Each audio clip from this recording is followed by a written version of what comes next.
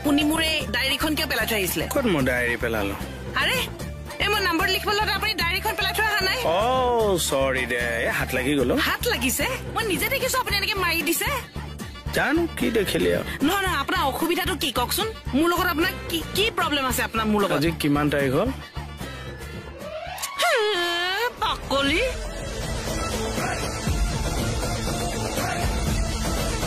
তই পেইনটো এনেকে পেলাই দিলি যে তই পেইনটো এনেকে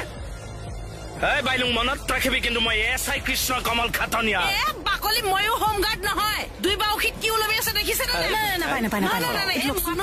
মানুহটোৱে একদম চিনিয়ৰ